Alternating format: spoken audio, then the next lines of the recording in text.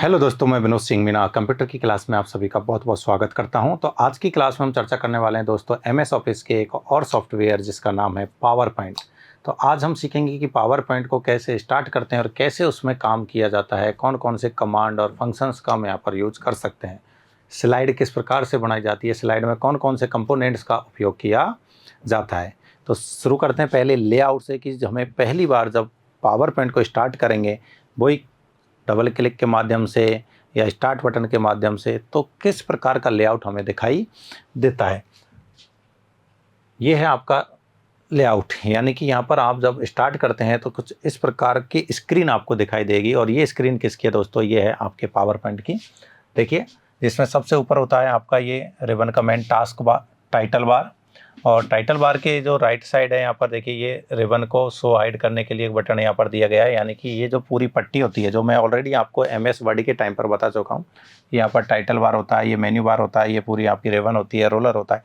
कुछ पार्ट हमारे वर्ड के कॉमन होते हैं, वर्ड के समान होते हैं, बस अंतर होता है एमएस वर्ड में हम पेज का यूज करते हैं, यहाँ पर हम स्लाइड का यूज करते हैं। दूसरा और आप देखेंगे यहाँ पर देखिए, पूरा का पूरा प्रोग्राम का एक फ्रेम होता है कि ये पूरी स्क्रीन है, जिसे हमने यहाँ प्रोग्राम फ्रेम बोल दिया है। ये जो पट्टी है जिस पर फाइल और मेन, होम, इंसर्ट ये सब लिखे हुए हैं, इसको हम बोलते हैं मेन्यू बार।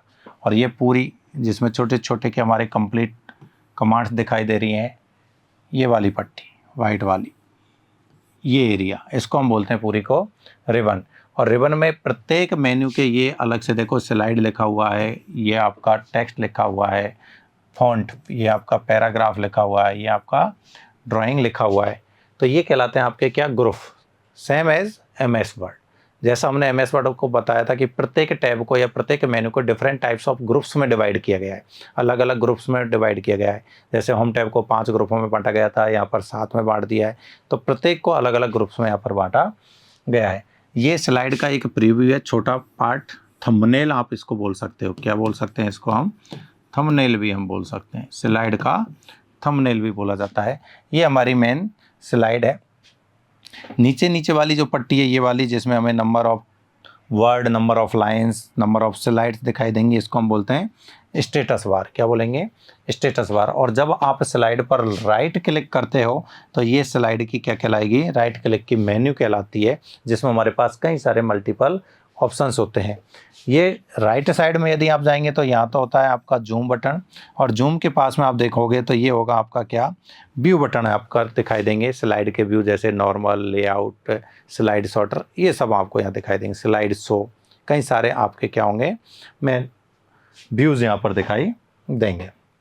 तो चलिए, स्टार्ट के लिए कमांड कौन सी यूज की जाती है? जैसे हमने देखा था कि एमएस वर्ड के अंतर्गत हमने एक कमांड यूज की थी जो हम रन कमांड में यूज कर रहे थे। विंडो प्लस आर से एक रन विंडो ओपन हो रही थी और उसमें हम एक कमांड यूज कर रहे थे। तो आपने देखा था एमएस वर्ड में हमने यूज किया था विन वर्ड, एक्सेल में हमने यूज किया था सिंपल एक्सेल। तो पावर पॉइंट में वो कौन सी कमांड होती है जिसका हम यूज करते हैं, और कौन कौन से अलाइनमेंट वगैरह होते हैं? तो देखिए एक एक करके। सबसे पहले तो रन कमांड। तो रन कमांड की यदि हम बात करेंगे तो होती है आपकी पावर PNT। पावर PNT ये कमांड हम यूज करेंगे किसके साथ? विंडो के साथ। विंडो प्लस आर, ये जब हम प्रेस करते हैं तो ओपन होती है रन कमांड, और उसमें आप क्या लिखोगे? Power point, power PNT, point नहीं होता है, PNT। और पावर PNT फाइल जो होती है उसके साथ हम क्या लगाते हैं हमेशा? EXE एक्सटेंशन, एग्जीक्यूटिव फाइल, जिसकी वजह से प्रोग्राम रन हो रहा है, जिसकी वजह से सॉफ्टवेयर स्टार्ट हो रहा है। तो यदि फाइल का नाम पूछे तो डिफरेंस इतना सा ही, .exe एक्सटेंशन लगा दीजिए, जिससे फाइल की पहचान हो जाती है, आइडेंटिटी हो जाती है। डिफ़ॉल्ट फाइल का नाम यदि हम बात करें, जैसे वर्ड में था डॉक्यूमेंट्स 1, एक्सेल में था बुक 1, तो यहाँ पर क्या होता है? प्रेजेंटेशन 1। क्या होगा यहाँ पर? प्रेजेंटेशन 1। ये है पावर पॉइंट की फाइल का डिफ़ॉल्ट नाम, अपने आप आने वाला, बाद में आप चेंज कर सकते हैं। फाइल एक्सटेंशन 2003 तक के वर्जनों के लिए, तो ओल्ड वर्जन होते हैं 2003 तक, उनके लिए यदि हम बात करें तो .ppt। और उसके बाद जितने भी वर्जन आए 2003 के बाद, यानी 21 तक, 2021 तक अभी तक आ चुके हैं, तो उनके लिए होता है .pptx। तो वर्जनों की भी चर्चा हमने स्टार्टिंग की फर्स्ट इंट्रोडक्शन क्लास हुई थी, बेसिक इंटरफेस या basic introduction of MS office, तभी चर्चा की थी। न्यूनतम जूम की बात करें तो 10% और अधिकतम जूम जूम साइज़ की यदि हम बात करें तो ये है 400%। ध्यान रहे वर्ड में आपका 500 था, एक्सेल और पावर पॉइंट में मैक्सिमम कितना होता है, 400% ही होता है। नेक्स्ट देखेंगे, न्यूनतम फॉन्ट साइज 1 पॉइंट होती है, मैक्सिमम फॉन्ट साइज आपकी 4000 पॉइंट होती है। वर्ड में ये थी 1638। अलाइनमेंट वही हमारे पास में लेफ्ट, राइट, सेंटर और जस्टिफाई। स्लाइड ओरिएंटेशन की बात करें तो दो ही होते हैं, पोर्ट्रेट और लैंडस्केप। हाँ, डिफ़ॉल्ट यदि यहाँ पर पूछा जाए तो लैंडस्केप होता है और सभी जगह पर पोर्ट्रेट होता है। लेकिन जब बात स्लाइड की हो कि स्लाइड का डिफ़ॉल्ट ओरिएंटेशन क्या होता है, तो वो हमेशा ध्यान रखना आपको क्या है, लैंडस्केप, स्लाइड का डिफ़ॉल्ट ओरिएंटेशन।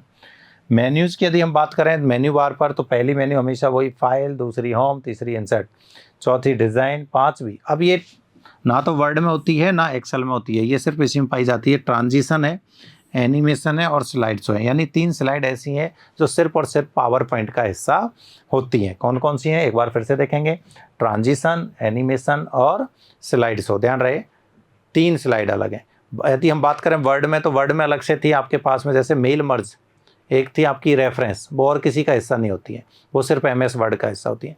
एक्सेल में होती है ऐसे ही आपके पास में, यदि आप देखेंगे तो फार्मूला और डेटा, फार्मूला और डेटा 2 टैब होती हैं जो सिर्फ एक्सेल का हिस्सा होती हैं, वो ना वर्ड में होती है ना ही आपके पावर पॉइंट में होती है। इसी प्रकार से पावर पॉइंट में भी ये 3 स्लाइड ऐसी होती हैं जो किसी दूसरे का हिस्सा नहीं होती हैं। बाकी रिव्यू कॉमन है और व्यू कॉमन है, कुछ कमांडों में चेंजेस है, उनकी हम यहाँ पर डिस्कशन करेंगे। ये देखिए दोस्तों, स्लाइड्स के यदि हम ग्रुप्स की बात करें तो सबसे पहले आपके पास में कुछ कमांड्स यहाँ पर दिए गए हैं और उनकी यूज़ आपको यहाँ पर दिए गए हैं। अब ये कमांड कहाँ से लिए गए हैं, तो होम टैब से। सबसे पहले न्यू स्लाइड, ठीक है, ये रहा आपका न्यू स्लाइड कि नई स्लाइड कैसे ली जाए। तो आपको क्या करना है, होम टैब पर क्लिक करना है। होम टैब में आपको बटन दिखेगा न्यू स्लाइड, इस पर आप क्लिक कर देंगे तो न्यू स्लाइड पर क्लिक करते ही आपकी नई स्लाइड इंसर्ट हो जाएगी प्रेजेंटेशन में नई स्लाइड जोड़ने के लिए। ठीक है, स्टेप बाय स्टेप आप चलेंगे।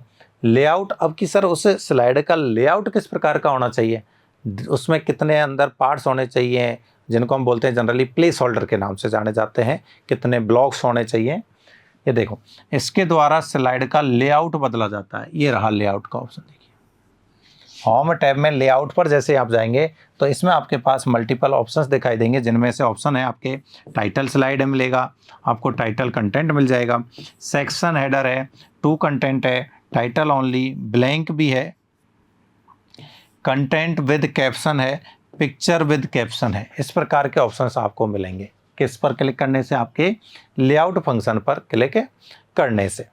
नेक्स्ट देखिएगा रीसेट, अगला क्या है आपका रीसेट, कि आपने जो भी लेआउट लिया था या जो भी डिफ़ॉल्ट सेटिंग थी उनको चेंज करना है, डिफ़ॉल्ट्स में जाना है। आपने बहुत सारे चेंजेस किए, बहुत सारी फॉर्मेटिंग या कुछ भी बदलाव उस स्लाइड में किए, अब आप चाहते हो कि नहीं सर मुझे ये सारे बदलावों को रीसेट करना है, तब आप इस पर क्लिक करेंगे। देखो यह स्लाइड में किए गए बदलाव को डिफ़ॉल्ट सेटिंग में बदल देता है, जैसे उसकी पोजीशन क्या थी, उसमें फ़ॉन्ट की साइज़ क्या थी, उसमें डिफ़ॉल्ट फॉर्मेटिंग क्या थी। हो सकता है आपने बोल्ड, इटैलिक किया हो, फ़ॉन्ट की साइज़ में भी चेंजेस किया हो, तो वो सब क्या होंगे, रिमूव हो जाएंगे। और जो फर्स्ट लेआउट आपने सेलेक्ट किया था डिफ़ॉल्ट रूप से, जो उसमें साइज़ या कलर थे, वो सब आपको दिखाई देंगे। किस पर क्लिक करने से, रीसेट पर क्लिक करने से। ये रहा रीसेट का ऑप्शन। अगला है आपका सेक्शन, इसके द्वारा स्लाइड के साथ सेक्शंस को जोड़ा जाता है। कि सर सेक्शंस होते क्या है, मान लीजिए आपके पास ये स्लाइड है दोस्तों, ये क्या लिए आपने एक स्लाइड, अब आप चाहते हो कि सर एक सेक्शन में तो मैं लिखना चाहता हूँ टाइटल, तो ये हो गया मेरा टाइटल का एक सेक्शन, यानी एक मैंने टेक्स्ट बॉक्स बना दिया जिसे मैंने नाम दिया हुआ है यहाँ पर प्लेस होल्डर के नाम से जाने जाते हैं। यहाँ पर इसी बॉक्स को मैंने नाम दे रखा है क्या, प्लेस होल्डर, क्या बोल रहे हैं इनको हम, प्लेस होल्डर। अब कि सर मैं इसी में और 3 सेक्शन बनाना चाहता हूँ कॉलम्स के रूप में, तो एक सेक्शन ये हो गया, एक ये हो गया, तो इनको मैंने ऐड किया है। तो वो किसके द्वारा किया है, इस सेक्शन बटन के द्वारा।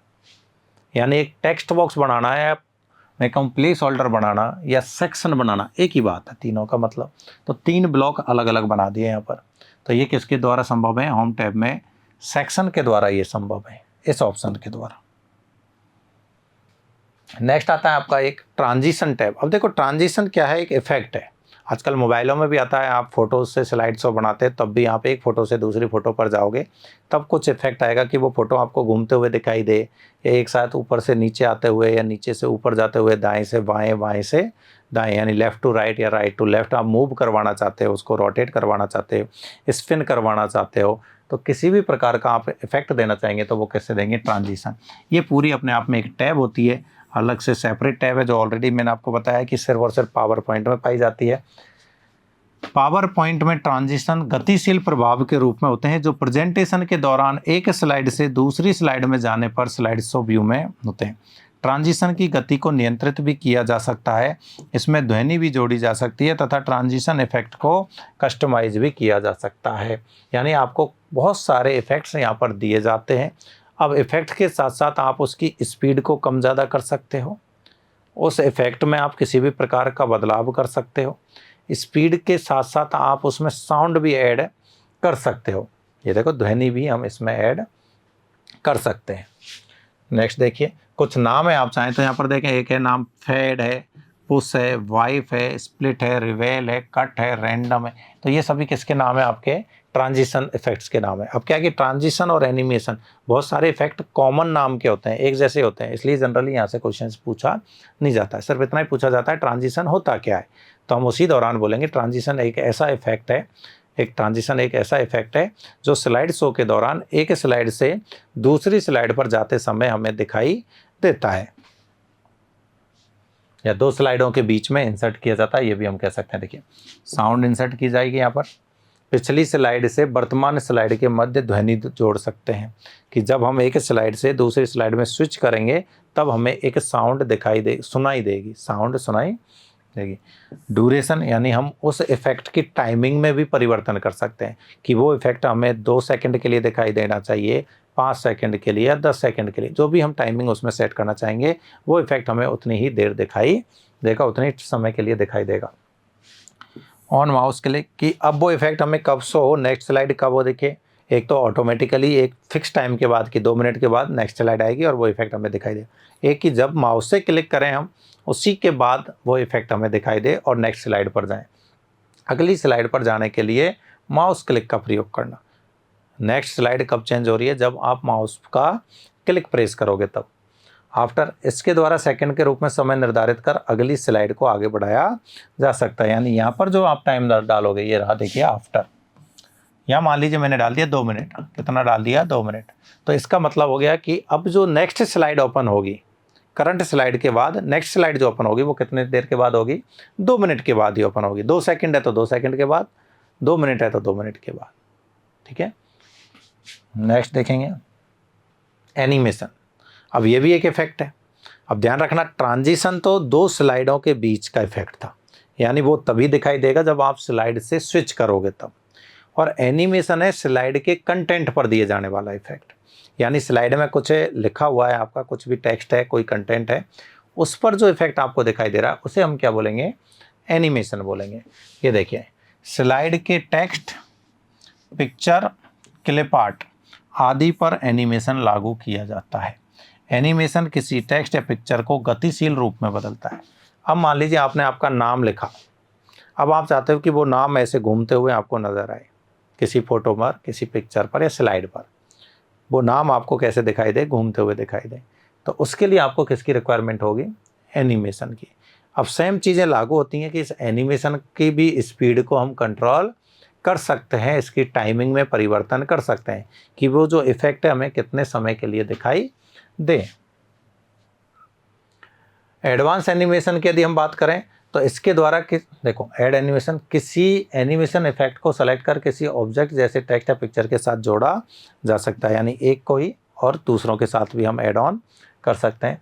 एनिमेशन पेन, इसके द्वारा कस्टम एनिमेशन बनाया जा सकता था, यूज़र अपनी इच्छा अनुसार एनिमेशन में बदलाव कर सकता है। आप आपकी इच्छा के अनुसार जिस प्रकार का भी एनिमेशन बनाना चाहें वो बना सकते हैं कि ये इफेक्ट इस प्रकार से दिखाई देना चाहिए, तो वो हो जाता है आपका एनिमेशन पेन में। ये यहाँ पर आप एनिमेशनों के नाम देखेंगे। देखिए, अपीयर है, फेड है, फ्लाई इन है, फ्लॉट इन है, स्प्लिट है, वाइप है, सेफ है, व्हील है, रैंडम बार्स है, और भी इफेक्ट इस क्लिक करेंगे तो बहुत सारे इफेक्ट्स आपको यहाँ पर नज़र आएंगे। कितने टाइम के लिए दिखाई देना चाहिए तो वो भी आप क्लिक कर सकते हो। क्लिक करने पर माउस के क्लिक से दिखाई देना चाहिए तो वो भी आप सेट कर सकते हो। तो इसमें बहुत सारे ऑप्शंस आपको देखने को मिल जाते हैं। नेक्स्ट आता है आपका ट्रिगर, एनिमेशन का ही पार्ट है। आकृति पर क्लिक करते हैं, मीडिया प्लेबैक किसी बुकमार्क पर पहुंच जाता है तो एनिमेशन शुरू कर सकते हैं। यानी क्या होता है, एक तरीके का बुकमार्क है, किसी हमने ऑब्जेक्ट पर या किसी टेक्स्ट पर सेट किया तो उसी लोकेशन से क्या होगा, हमारा जो इफेक्ट है वो हमें दिखाई देने लगेगा। एनिमेशन पेंटर, इसके द्वारा एक एनिमेशन इफेक्ट को कॉपी किया जा सकता है। ये कुछ इस तरीके से है जैसे हमारा फॉर्मेट पेंटर था, एक फॉर्मेटिंग को मल्टीपल टेक्स्ट पर हम कॉपी कर सकते थे, इसी प्रकार से एक ही एनिमेशन को हम मल्टीपल टेक्स्ट या पिक्चर्स पर कॉपी कर सकते हैं और वो एनिमेशन उन पर भी दिखाई देगा। तो वो किसके द्वारा पॉसिबल है, एनिमेशन पेंटर के द्वारा पॉसिबल है।